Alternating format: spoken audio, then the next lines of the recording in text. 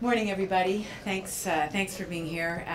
We just wrapped up our fall summit with the GTHA mayors, and this is the 6th time that I've had the opportunity to sit with the mayors and to talk about issues that are of real relevance to all of them.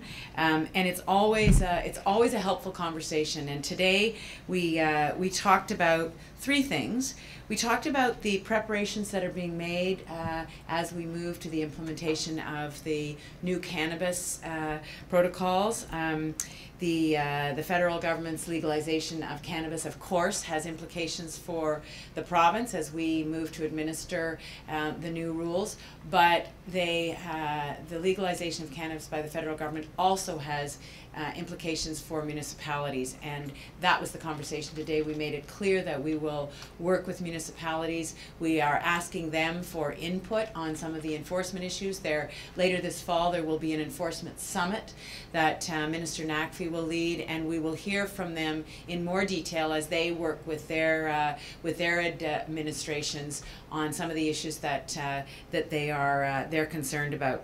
The challenges are complex, right from the citing of stores to the enforcement in public spaces, and so we need to make sure that as resources flow to municipalities, which they will have to do, we want to make sure that they get into the right level of government. For example, that was one of the issues that was raised today, the upper tier municipalities and lower tier municipalities. So there was a fair bit of detail that we got into today, and there will be more as we go down this road.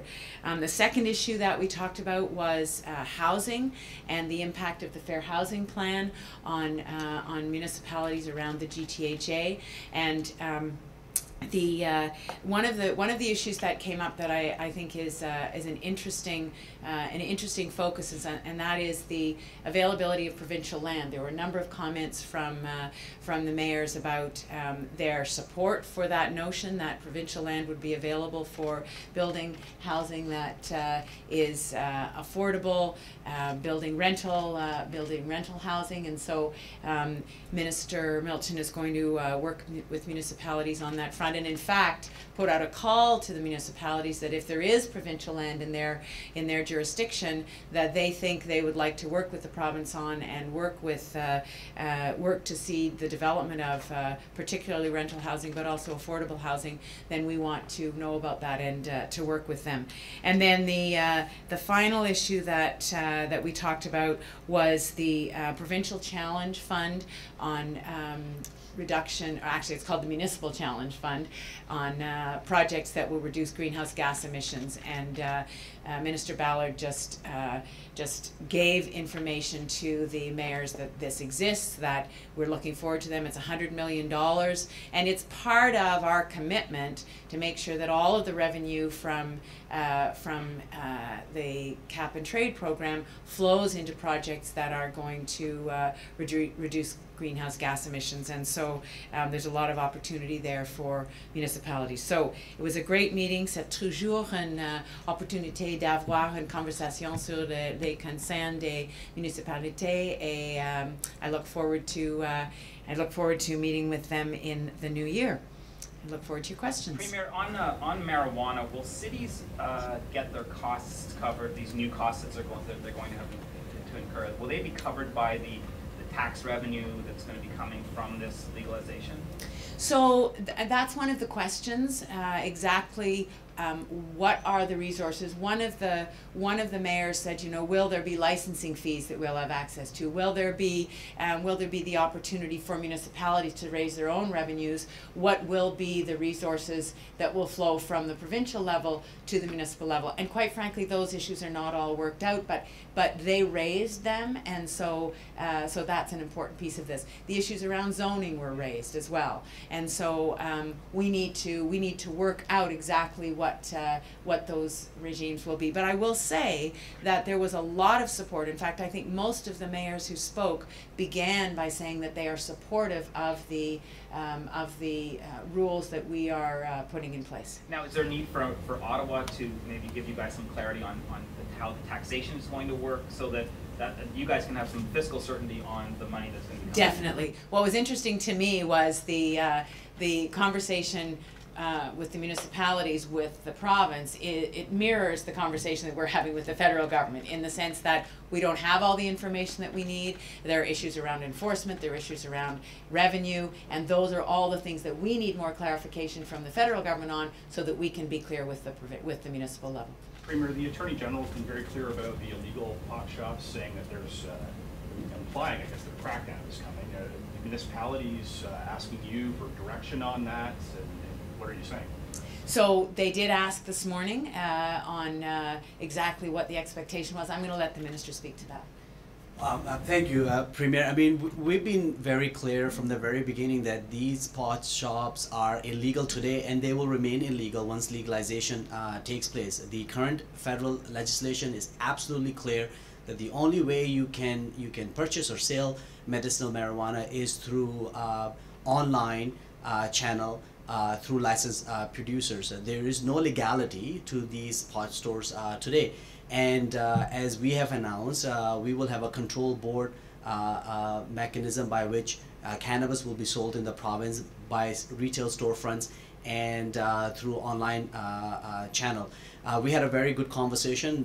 As the Premier mentioned, the municipal leaders very much support our approach, and they want to work with us in putting an end to these illegal stores. And one of the ways that we want to explore how we can better coordinate our efforts is by hosting this enforcement summit in this coming fall, working very closely with Minister Lalonde on that, where we'll bring our municipal partners, our law enforcement partners, our police services, so that we can determine as to what is the best way to make sure that these illegal stores are not in our communities. So are you saying that we shouldn't expect a crackdown on the stores before that summit in the fall? And where's that summit taking place? Well, so we're working on the details of the summit, and most likely will take place in Greater Toronto area for ease of for convenience. The police services are taking this responsibility very seriously already, and they, as you know, in cities like Toronto, Ottawa, and Hamilton, we have seen police enforcement. We wanted to make sure that we make it very clear as to what the regime will look like in Ontario when cannabis is legalized, and that's why we've made it very clear. It's obviously up to the police to enforce the law, and we have full confidence they will do so. If there are ways that we can work together more effectively, we want to learn those ways and find better ways of coordinate our efforts, see if there's any gaps, any other tools that we can make available to municipalities and our police services, and that's the purpose that the Enforcement Summit is going to fulfill, so that we are working together. But let me just say, one mayor today said, as soon as one of these pot shops pops up, it's shut down right away. So it varies municipality to municipality, but it's already happening that, we can use crackdown or whatever word, but it's already happening that where there's an illegal pot shop, there's already action being taken. Premier, I just wanted to ask you about the ad that the attack ad against you that the Conservatives are running. It's got a fairly severe looking picture of you, and I have not seen it. I will just say I have heard about it, but I have not seen it. Oh, okay. I can tell you a little bit about it. You were. Sorry. It says you're untrustworthy, and that the Ontario Liberal Party is corrupt. How do you feel about this kind of an ad coming from the Conservatives? Well, I've intentionally not watched it because I really have a lot of other things to do.